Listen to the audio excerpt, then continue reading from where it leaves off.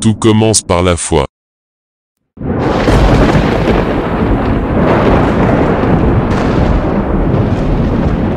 Tout finit par la foi.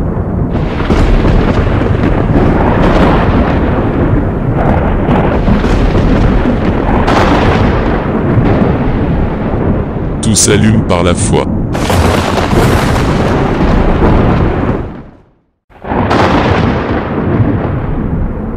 Tout s'éteint par la foi.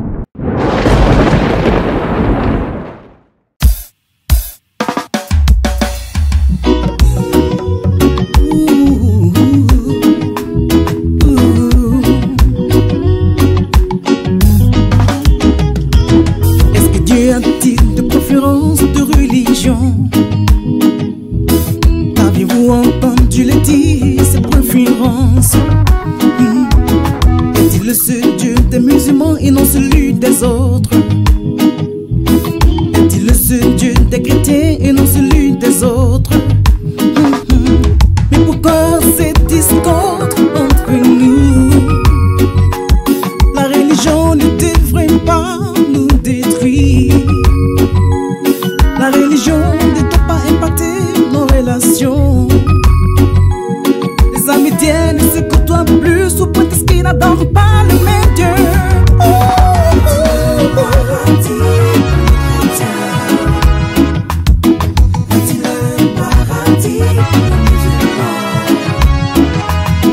Pour l'enfer, pour les non-chrétiens condamnés, les lois de Dieu sont insondables. Il n'y a qu'un seul Dieu, le seul juste nous.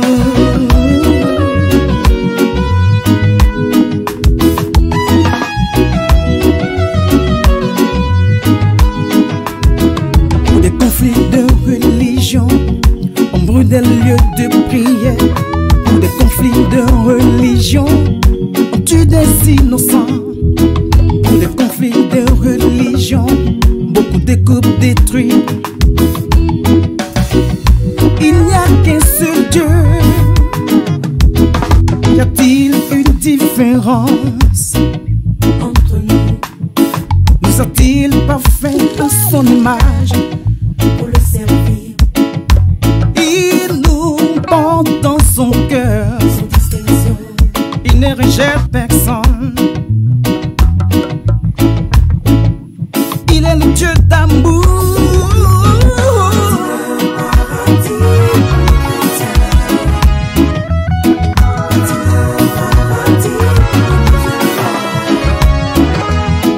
Il nous aime tous. Il est le Dieu d'amour pour nous.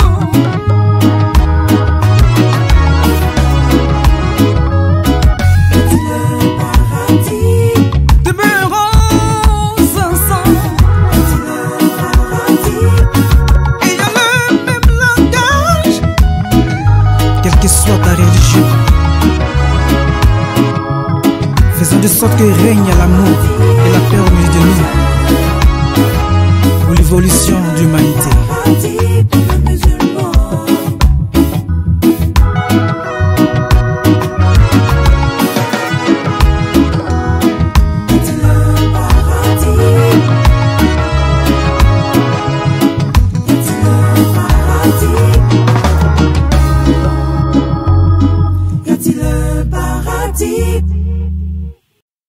Mes bien-aimés en notre Seigneur Jésus-Christ de Nazareth,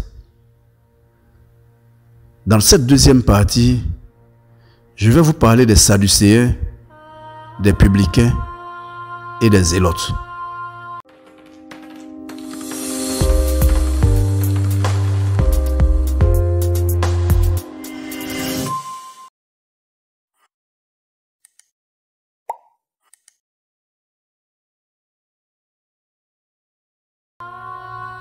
Il faut déjà savoir que le mot sadducéen se rapporte à Sadoc, qui en hébreu veut dire juste.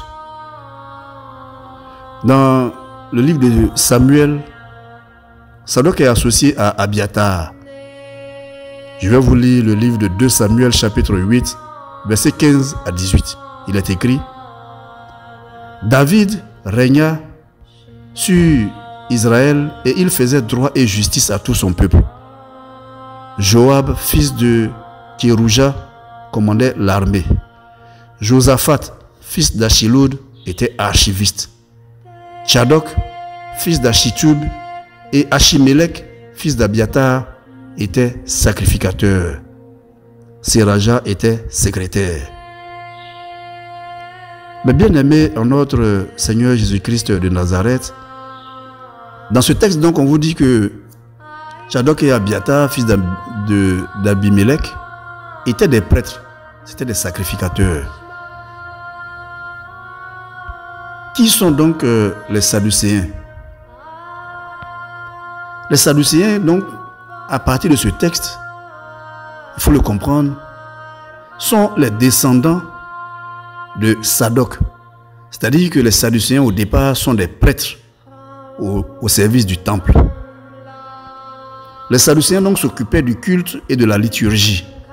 Ils avaient le contrôle du temple.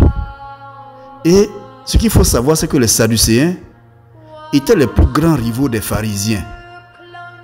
Parce que contrairement aux pharisiens qui mettaient la loi orale sur le même pied que la loi écrite, les Sadducéens ne voyaient pas les choses comme ça.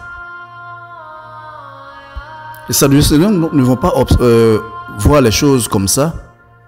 Eux, au contraire, il y a des choses qu'ils ne vont pas faire. C'est-à-dire des choses qui sont dans leurs coutumes, dans leurs traditions. Ils ne vont pas s'attacher à ces choses-là comme venant de Dieu. Parce que vous savez que généralement la tradition, là, c'est nous qui concevons la tradition et on finit par faire croire que ça vient de Dieu. Je vous donne un exemple.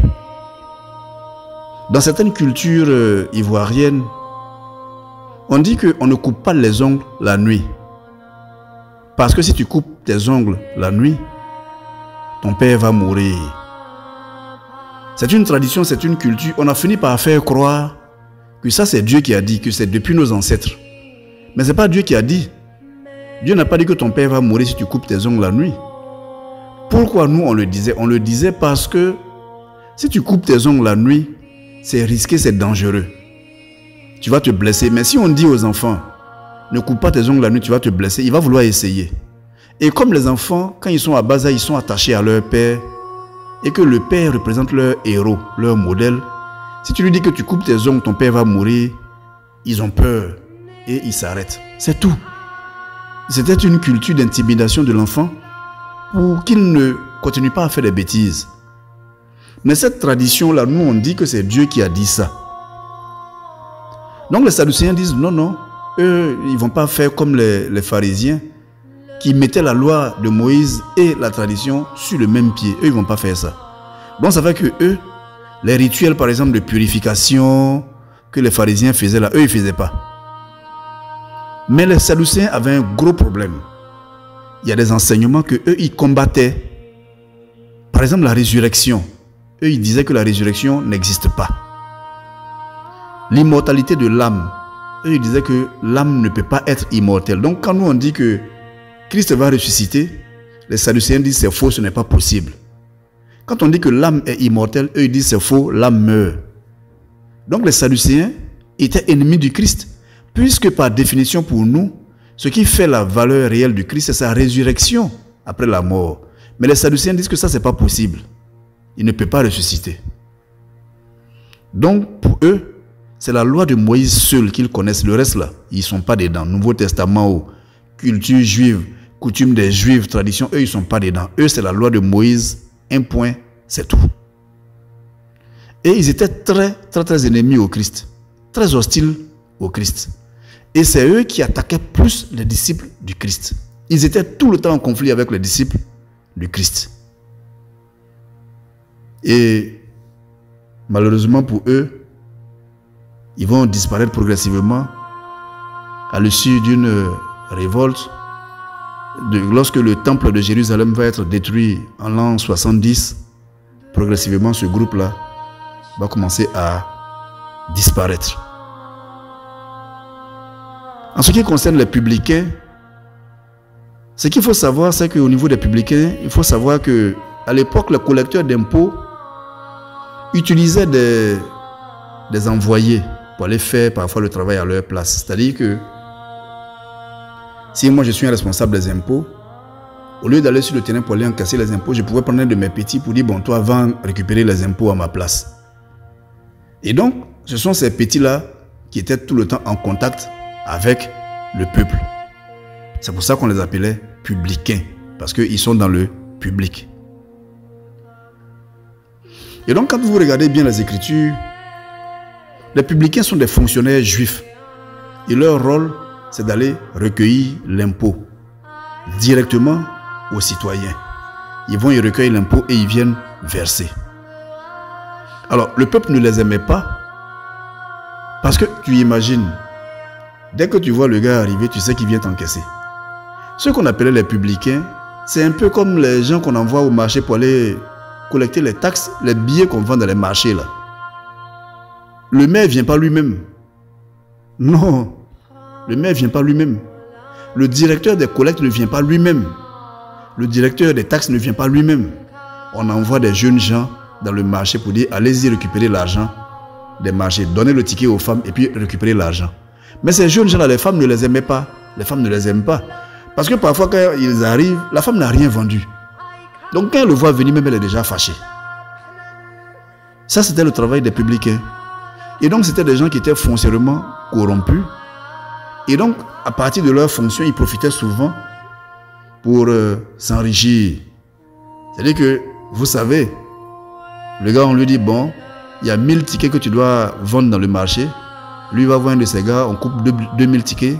Il vend les 1000 de la mairie, il vend 1000 autres pour lui-même. Et puis, bon, il s'est fait de l'argent. Donc, c'était des gens qui étaient corrompus. Et pourtant, le Christ ne les méprisait pas, il ne les rejetait pas. Et ça, là, les pharisiens n'étaient pas d'accord. Les pharisiens n'étaient pas d'accord. Comment ça se fait que des gens que le peuple n'aime pas, des gens qui viennent encaisser l'impôt, qui volent le peuple, comment ça se fait que le Christ peut être d'accord avec eux, il mange avec eux? Pourquoi? Les pharisiens n'étaient pas d'accord sur ça. Et les pharisiens demandaient toujours au Christ, mais pourquoi? Ils demandaient aux disciples, pourquoi votre maître mange avec les collecteurs d'impôts et les pécheurs? Vous voyez dans Matthieu chapitre 9 au verset 11. Et en réponse, le Christ a expliqué pourquoi lui il fait ça. Il a donné une parabole.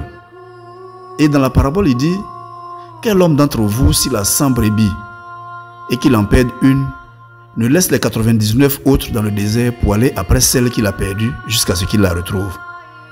Lorsqu'il l'a retrouvée, il la met avec joie sur ses épaules et de retour à la maison, il appelle ses amis et ses voisins et leur dit, réjouissez-vous avec moi car j'ai retrouvé ma brebis qui était perdue.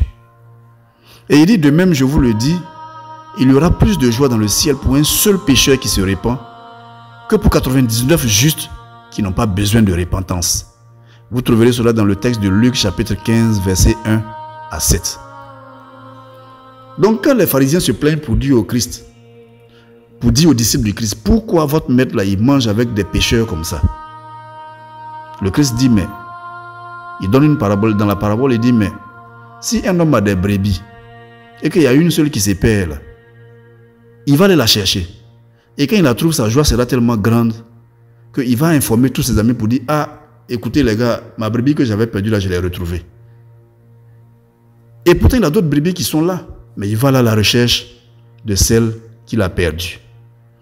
Et donc, chaque fois qu'un pécheur va se repentir, la joie dans le royaume des cieux est énorme.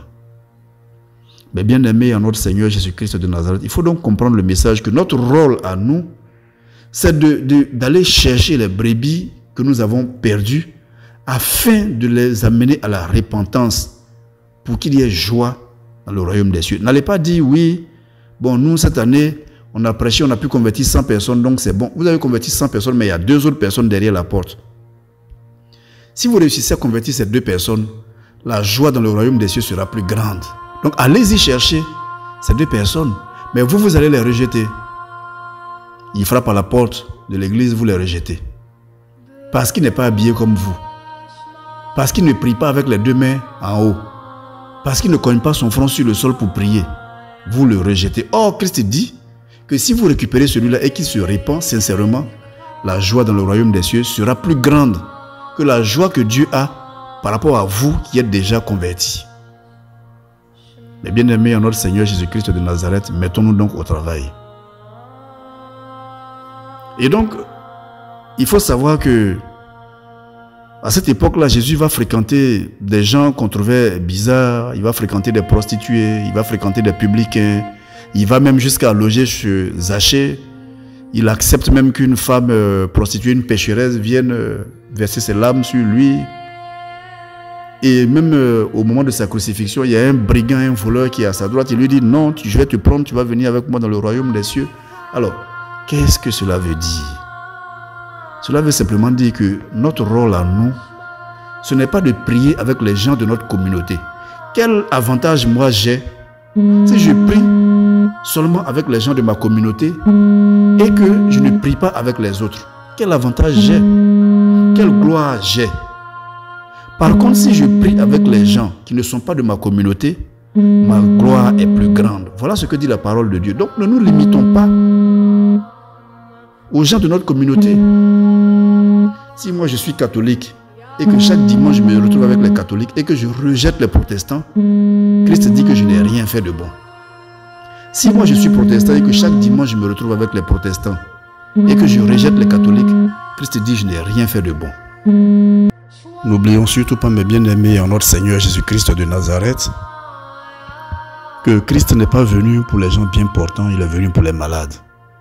Comme il le dit lui-même dans le texte de Luc chapitre 5 au verset 31, où il explique que ce ne sont pas les gens en bonne santé qui ont besoin de médecins, mais ce sont les malades. Donc si nous qui sommes en bonne santé, nous nous regroupons entre nous et que nous ne voulons pas accepter les autres, nous ne voulons pas tolérer les autres, quel sera notre mérite? On va tourner sur nous-mêmes et on n'aura pas été de bons médecins parce que les autres malades, là, on va refuser de les soigner. Si donc le médecin commence à soigner les malades selon leur ethnie, selon leur appartenance, selon leur philosophie, alors ce n'est plus un médecin. Nous devons tous comprendre que la grâce de Dieu n'est pas la récompense qu'on fait à celui qui croit. Mais la grâce de Dieu, c'est un don que Dieu fait gratuitement à tous ses enfants. Ouvrons donc la porte du royaume des cieux à tous les enfants de notre Père qui est dans les cieux.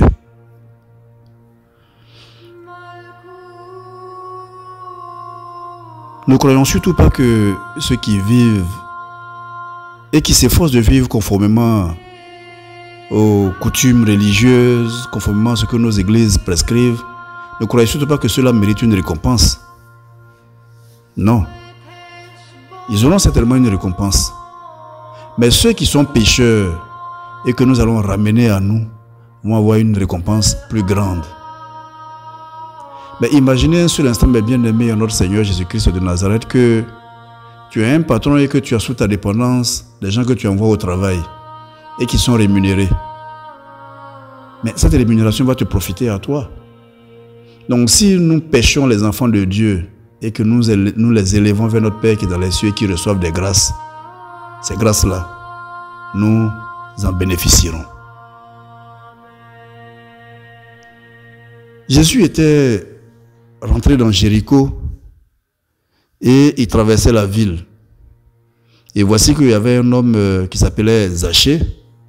Et ce Zachée était le chef des publicains. Les publicains dont je viens de vous parler. Parce que dans la Bible, les gens se disent, mais il y avait beaucoup de collecteurs d'impôts. Pourquoi c'est Zachée que le Christ a fréquenté? Je vous ai dit dans un enseignement que le Christ était entouré par des gens d'un certain niveau social, d'un certain niveau spirituel.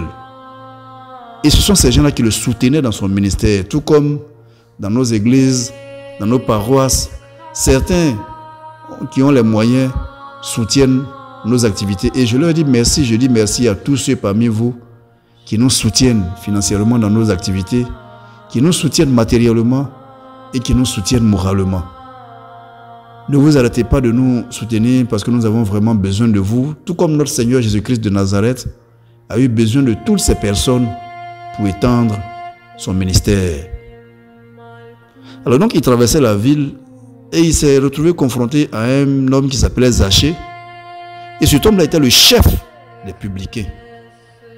Et lui, en tant que chef des publicains, il cherchait à voir Jésus. Donc il hésitait, il se disait, mais est-ce que ce gars-là va accepter de me voir? Il cherchait à voir Jésus et il n'arrivait pas à le voir.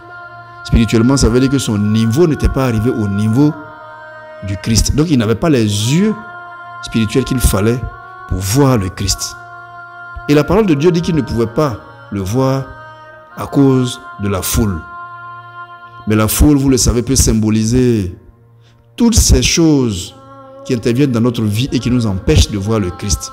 La foule peut représenter toutes ces choses que nous cachons devant nous ou qui nous barrent la vue et qui font que nous ne voyons pas le Christ. Chaque jour, nous sommes assaillis par la foule. Nous avons des problèmes financiers, nous devons payer nos factures. Notre femme veut partir, il faut la calmer. Notre mari est en train de faire des bêtises, il faut le ramener. Les enfants doivent travailler à l'école, il faut les suivre. Nous sommes envahis chaque jour par les foules. Nous avons des maladies, nous devons aller à l'hôpital, etc. Toutes ces foules nous empêchent de voir le Christ. Et c'était le problème que Zachée avait. Qu'est-ce que Zachée va faire? Il va courir et il va monter sur un arbre pour voir le Christ. Alors il n'est pas monté sur n'importe quel arbre, il est monté sur un arbre spirituellement puissant qui a une dimension spirituelle très élevée.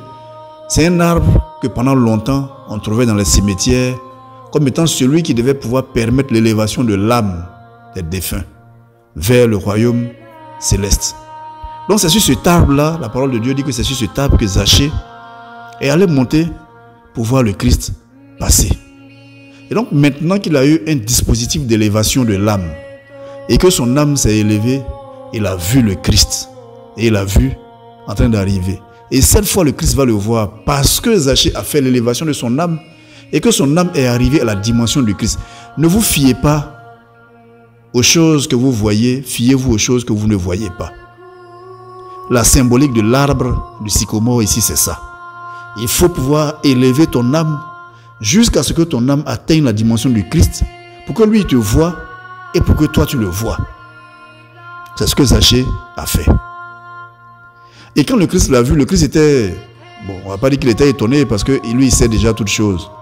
Quand il l'a vu, il lui a dit: Zachée, descends de là, c'est bon, je t'ai vu. Toi et moi maintenant on se voit, je sais que tu as le niveau qu'il faut. Donc parce que tu as le niveau qu'il faut maintenant pour me voir et parce que moi je te vois, alors j'irai manger dans ta maison aujourd'hui. N'oubliez pas que notre Seigneur Jésus-Christ de Nazareth l'a toujours dit: à celui qui vaincra, je donnerai à manger des meilleurs fruits de l'arbre. À celui qui vaincra, j'entrerai chez lui, je souperai chez lui, et lui, il soupera avec moi. Zachée a vaincu son handicap. C'est-à-dire que Zachée a vaincu tout ce qui l'empêchait de s'élever spirituellement pour voir le Christ. Donc, il est arrivé au niveau du Christ, le Christ l'a vu, il lui dit: ok, maintenant que tu as grandi spirituellement, je vais venir manger chez toi, on a des choses à se dire. Et c'est comme ça que Zachée est descendu de l'arbre et que tout heureux, il est allé recevoir le Christ chez lui à la maison. Lorsque les gens ont vu cela, la parole de Dieu dit que quand les gens ont vu cela, les pharisiens, les publicains, les sadducéens, les zélotes, tous ceux qui étaient là, ils se sont offusqués, ils ont dit: mais attends, ce gars-là, comment lui il fait son ministère? Voici un gars que nous on n'aime pas.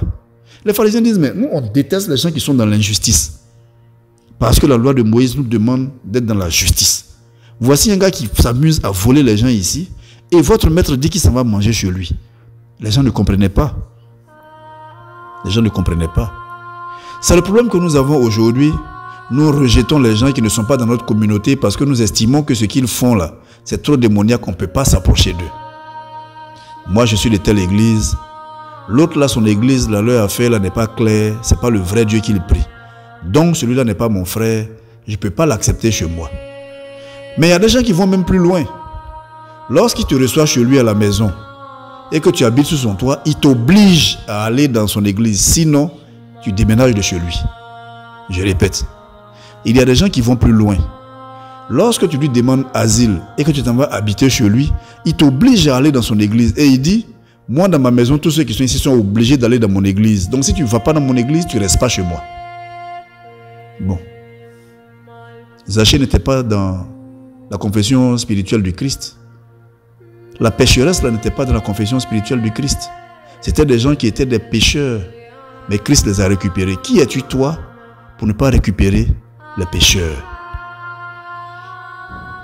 Le Christ a répondu à Zachée pour dire, quand les gens ont commencé à se plaindre, le Christ a répondu pour dire: le salut est entré aujourd'hui dans cette maison, parce que celui-ci est aussi un fils d'Abraham, car le Fils de l'homme est venu chercher et sauver ce qui était perdu. Vous trouverez cela dans le texte de Luc chapitre 19, versets 1 à 10. Regardez comment le Fils de Dieu lui-même, il est clément.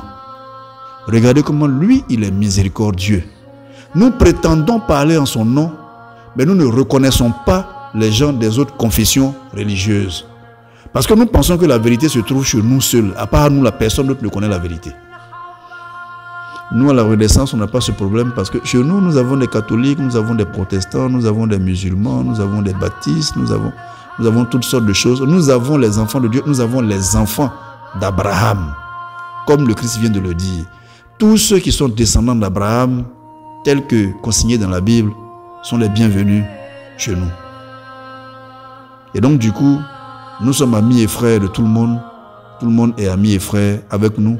Et nous ne sommes ennemis de personne.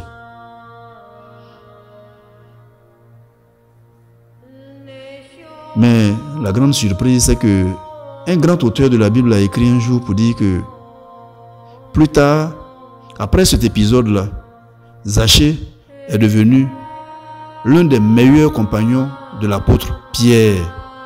On dit que Zachée a prêché à Rome.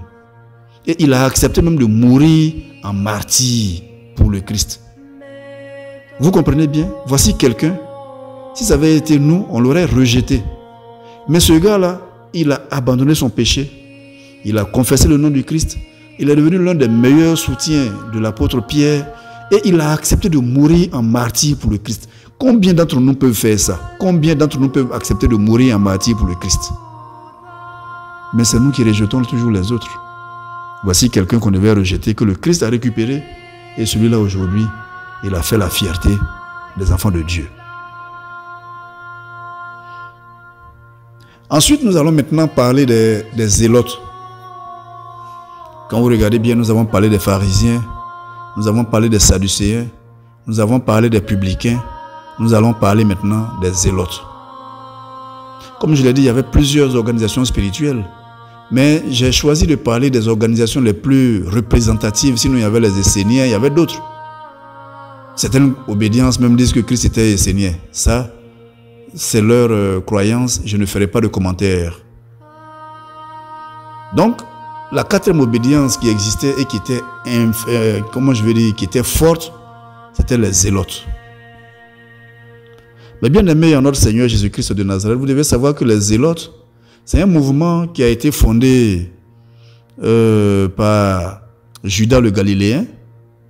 Et la parole de Dieu nous dit que d'après les recherches, la parole de Dieu est confirmée par les recherches, nous montre que certains apôtres du Christ venaient du milieu des zélotes. Parmi eux, il y en a un qui est bien célèbre qu'on appelait Simon le Zélote. Si vous vous souvenez bien, c'était un zélote. Mais celui-là, le Christ l'a accepté. Donc quand vous voyez dans la configuration, quand vous voyez la configuration des disciples de Christ, ce sont des gens qu'il a ramassés partout. Des gens que les autres auraient pu rejeter, que lui, il a récupérés. Et c'est ceux-là qui ont fait son ministère. Et c'est grâce à ces gens que les autres auraient rejeté, que le nom et le ministère de notre Seigneur Jésus-Christ de Nazareth s'est répandu sur l'humanité. Alors, il se trouve que les zélotes, c'est un groupe qui a été très actif à cette époque-là. Vraiment, ils ont été très actifs. Parce que eux, leur combat principal, là, c'était de se battre contre l'occupation romaine. Eux, ils voulaient faire la guerre contre Rome. Eux, ils cherchaient un messie, un roi, un chef de guerre. Ils étaient toujours prêts à faire la guerre contre les Romains. Et pourtant, ce qui est bizarre, c'est que ce n'étaient pas des soldats. Hein. Quand on a fait le recensement, il se trouve que la plupart d'entre eux, c'était de simples paysans, des pêcheurs, des Galiléens. Mais, eux, dans leur esprit, là, ils ne voulaient pas accepter les colons. Ils ne voulaient pas accepter la domination de Rome. Donc, ils étaient tout le temps en tiraillement contre les Romains. Mais bien aimé en notre Seigneur Jésus-Christ de Nazareth, l'histoire nous rappelle que le nom zélote vient de leur zèle. C'est-à-dire zélote vient de zèle. Et parce qu'ils étaient très zélés dans leurs convictions religieuses et politiques. Eux, tout ce qu'ils faisaient là, c'était vraiment avec zèle. Ils exagéraient même. En matière de religion, les zélotes avaient la même... Ils participaient, si vous voulez, ils pratiquaient à peu près les mêmes choses que les pharisiens. Mais eux, ils étaient plus politiques que religieux. Alors que les pharisiens prétendaient être plus religieux que politiques. Donc les zélotes voulaient se dresser contre les Romains et ils se permettaient de commettre même des attentats. Ils faisaient même des actes de terrorisme. Vous vous imaginez, déjà à cette époque, les zélotes faisaient des attentats, ils faisaient des actes de terrorisme. Ils sont allés même jusqu'à aller instiguer ou provoquer une insurrection. Une très grande insurrection qui a été récupérée par les Maccabées, dont je vous ai déjà parlé au cours d'un enseignement. Et cette répression a été violemment réprimée par l'armée romaine.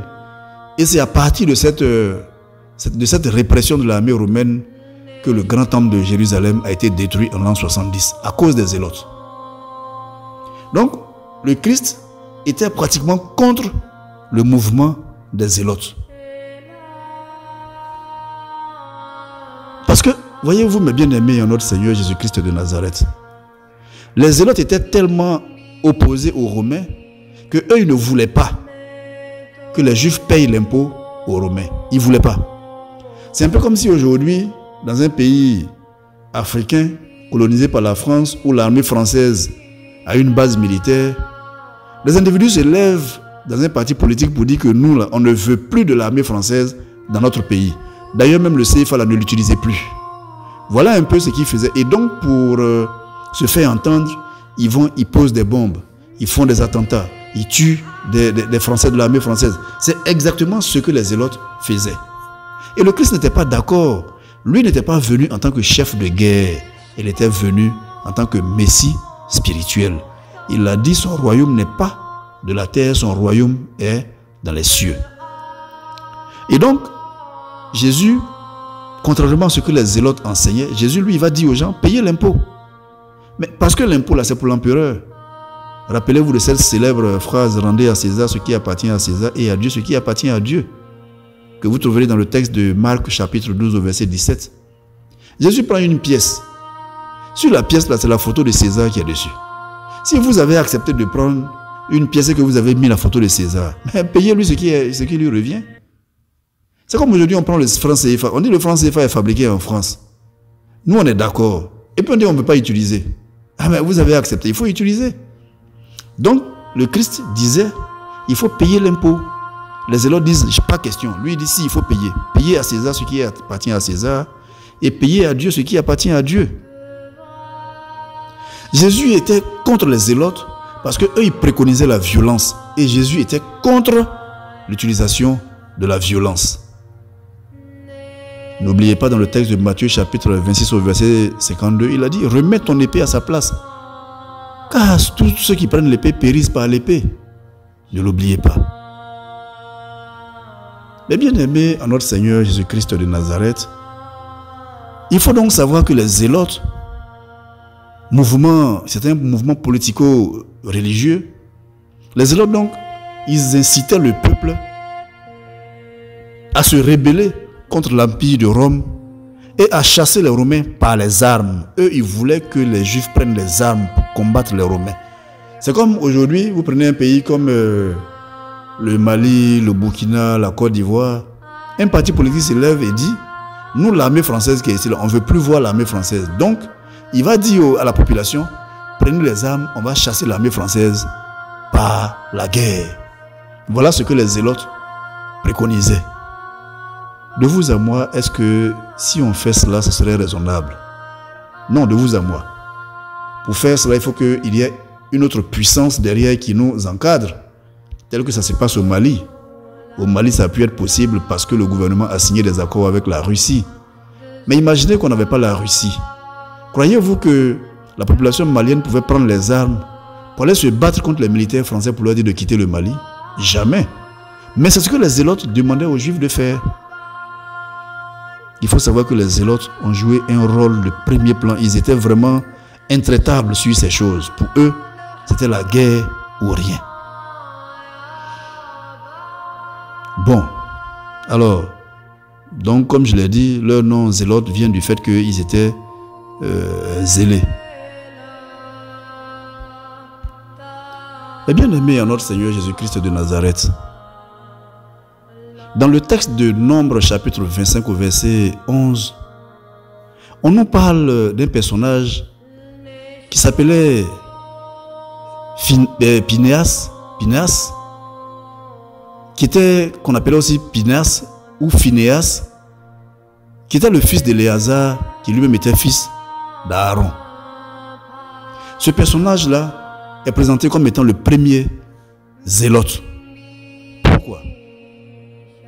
Parce que lui, figurez-vous, qu'à cette époque-là, il est allé assassiner un prince de la tribu d'Israël parce qu'il accusait le prince-là de faire trop de luxure et il ne se cachait pas. C'est-à-dire que le prince-là couchait avec les femmes, il couchait avec les hommes, il était pédophile, il faisait tellement de bêtises que ce Phinéas-là s'est levé et il allait assassiner ce prince d'Israël. Et vous savez qu'en le faisant, il a violé une loi fondamentale de la loi de Moïse. Et la loi, c'était « tu ne tueras point ». Ce qui va se passer, c'est que quand lui est fini de tuer le prince, au lieu que le peuple se jette sur lui pour le condamner, il y a des gens dans le peuple qui ont dit « Ah, il a bien fait. Lui là, on sent qu'il aime vraiment le Seigneur parce que c'est vrai qu'on a dit de ne pas tuer.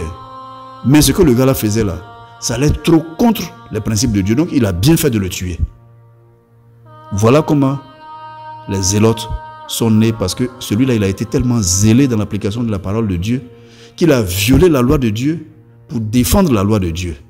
Je répète, il a été tellement zélé qu'il a violé la loi de Dieu, tu ne tueras point, pour défendre la loi de Dieu, tu ne commettras point le péché de luxure. Vous savez, ça fait partie des 7 péchés capitaux. Et c'est lui qui était le premier zélote. À partir de ce moment, il y a un groupe qui s'est formé pour dire, bon, nous, on croit en Dieu.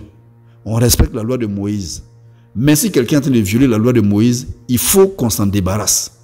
Et il se trouve que les Romains sont venus pour violer la loi de Moïse. Les Romains sont venus pour empêcher le peuple juif d'adorer Dieu. Donc, il fallait qu'on s'en débarrasse.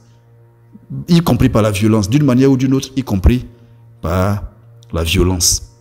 Voilà comment les zélotes sont nés. Les zélotes ont pratiquement, comme je l'ai dit, pratiquement les mêmes enseignements que les pharisiens. Mais pour eux, la différence, c'est sur la façon de se débarrasser des envahisseurs. Parce que les pharisiens, eux, ils disaient non, non, non, laissez les Romains, ils n'ont qu'à être là, c'est pas grave, Dieu va faire notre palabre un jour. Les zélotes disaient non, non, non, Dieu ne va pas faire notre palabre. Nous-mêmes, on n'a qu'à se lever, prenons les armes, on va faire notre palabre. Voilà un des points de divergence. Parce que les pharisiens, eux, ils ne s'en prenaient pas aux Romains parce que les Romains étaient là, les Romains leur permettaient de faire leur business. Puisque à cette époque, la croyance religieuse était un business très lucratif. Si vous vous souvenez, j'ai fait un enseignement sur ce qui s'est passé au temple. Je vous ai expliqué que en réalité, le Christ a été crucifié, pas parce qu'il dérangeait les vertus spirituelles, c'était surtout ça, mais il a été surtout crucifié par les pharisiens parce qu'il dérangeait leur business. Je vous ai expliqué ce qui s'est passé dans le temple. À l'époque, avec les pharisiens, là, quand un enfant de Dieu a un problème, il vient dans le temple. On lui dit, si tu as un problème, il faut payer un mouton, on va faire un sacrifice. Le mouton appartient au prêtre lui-même, qui est un pharisien. Donc l'enfant de Dieu paye le mouton chez le pharisien, qui est le prêtre. Et le prêtre fait le sacrifice du mouton et il garde la viande du mouton. Donc non seulement il a le mouton, il a l'argent du mouton et le fidèle le payait pour faire ce rituel. C'est pour cela que le Christ dit, vous avez transformé la maison de mon Père en un lieu de commerce. Parce que les pharisiens, les grands, les docteurs de la loi faisaient leur commerce dans le temple. Quand tu arrives, papa, j'ai un problème. Il dit, bon, rentre ici. Il y a des bœufs là-bas. Là. Pour faire ton rituel là, il faut un bœuf, il faut des pigeons, il faut tant. En tant, c'est lui qui vend ça. C'est un peu comme un père spirituel qui vous dit, lui, il vend des bougies. Quand tu arrives, il dit, non, pour faire ton rituel, il faut que tu payes les bougies chez lui. Si tu payes ailleurs, il ne prend pas. C'est ce que les pharisiens faisaient. Et donc les Romains les laissaient faire. Les Romains les laissaient faire tant que les pharisiens leur garantissaient que personne, tant que les Romains les laissaient faire, et les pharisiens garantissaient aux Romains que jamais il n'y aurait de révolte dans le royaume. Donc les pharisiens avaient fait un deal avec les Romains pour dire, laissez-nous faire notre business. Et en retour, aucun citoyen ne va s'élever contre vous. Et c'est ce que les zélotes n'acceptaient pas. Alors, donc les zélotes étaient vraiment des fanatiques. Mais bien aimés en notre Seigneur Jésus-Christ de Nazareth, l'histoire nous rappelle que les Romains ne les appelaient pas zélotes. Les Romains les appelaient les sicaires. Les Romains appelaient les zélotes là, sicaires. Parce que les zélotes avaient un petit poignard très tranchant qu'on appelait la sica. Et ils se promenaient toujours avec ce couteau-là. Et si vous vous rappelez bien, dans le jardin, quand ils sont venus arrêter le Christ, c'est ce poignard-là que Judas Iscariote avait, avec lequel il s'est défendu. Parce que eux, ils avaient toujours ça sur eux, prêts à tuer. Et c'est ce poignard-là, comme j'ai expliqué dans une publication, qu'ils ont utilisé pour aller tuer Lazare, pour éviter que le monde entier voit que Christ a ressuscité un mort, parce qu'eux, ils ne croyaient pas à la résurrection. Donc, dire que Lazare a été ressuscité, eux, ils ne pouvaient pas accepter ça. Et il se trouve que si on laissait Lazare vivant, le monde allait dire, mais vous avez dit que la résurrection n'existe pas, mais le type a ressuscité un mort. Donc, ils ont préféré aller tuer Lazare avec la sica, ce petit couteau. L'histoire nous montre que c'est certainement de là que vient le nom de Judas Iscariote. Parce que son Iscariote, il y en a qui disent que ça vient de Sicariote, qui en araméen veut dire Sika, qui représente le couteau. Mais bien aimés en notre Seigneur Jésus-Christ de Nazareth, en conclusion de tout ceci, nous allons dire que les Sadducéens ne croyaient pas à la résurrection, alors que les pharisiens croyaient à la résurrection. Et il se trouve que ce qu'il faut savoir, c'est que les pharisiens avaient introduit dans le peuple beaucoup de leurs coutumes. C'est-à-dire que pour eux, on prenait et la loi de Moïse et leurs coutumes. Donc, quand je vous dis toujours de faire très attention à ce que vous faites dans les églises, il y a beaucoup de pratiques qui viennent de la coutume des Juifs et qui ne sont pas dans nos coutumes et qui n'ont même pas été prescrits par Dieu. Si vous faites la guerre, si vous vous entretuez chrétiens, catholiques, protestants, christianistes célestes, musulmans, si vous vous entretuez pour ces choses, vous commettez une erreur parce qu'ils ont glissé dans ces textes beaucoup de choses qui viennent de leur culture, de leurs coutumes personnelles et qui n'ont rien à voir avec les coutumes des autres. Et les zélotes, eux, ils n'étaient pas d'accord avec ça. Pour les zélotes, il ne faut pas inscrire dans la croyance en Dieu notre culture, notre coutume. Il faut prendre simplement ce qui vient de Dieu. Donc pour les zélotes, eux, c'est la loi de Moïse là qu'ils connaissent. Les traditions, les coutumes, pas question. Il ne fallait pas prendre ça en compte. Voici un peu les deux différences fondamentales entre ces deux cultures. Les bien-aimés en notre Seigneur Jésus-Christ de Nazareth, à l'occasion de la mort prochaine du Christ, je veux faire cette série d'enseignements pour que les uns et les autres comprennent le processus de la mort, depuis la condamnation, pourquoi il a été condamné, pourquoi on va le tuer.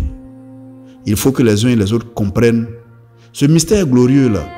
Parce que le monsieur arrive et dit, je suis venu vous apporter la paix. En réponse, les gens s'en vont l'attraper et on le crucifie. Il n'y a vraiment pas de logique. Je veux dire, si le Christ était venu avec des armes, pour dire que je suis venu lever une rébellion pour combattre contre les pharisiens, moi je pouvais comprendre que les pharisiens le condamnent. Mais il vient et dit non. Moi je suis venu en paix, je n'ai pas d'armes. On dit non, il faut le crucifier. Pourquoi il faut le crucifier? Et qui étaient les acteurs?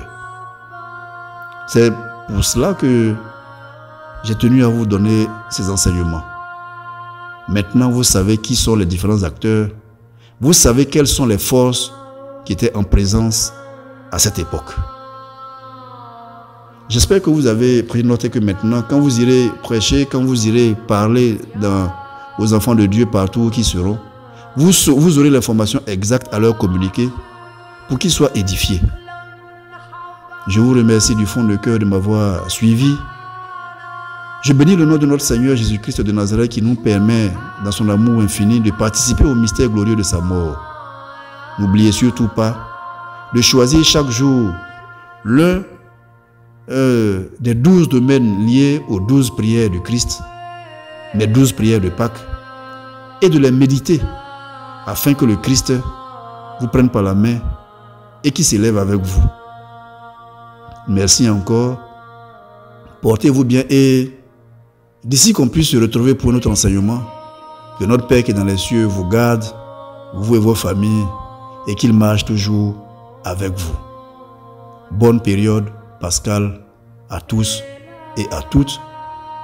Et que la résurrection de notre Seigneur Jésus-Christ de Nazareth, sa résurrection prochaine, nous ouvre grandement les portes du royaume des cieux. Ensemble, disons Hosanna, Hosanna, Hosanna, merci au Créateur car il nous a donné un Fils.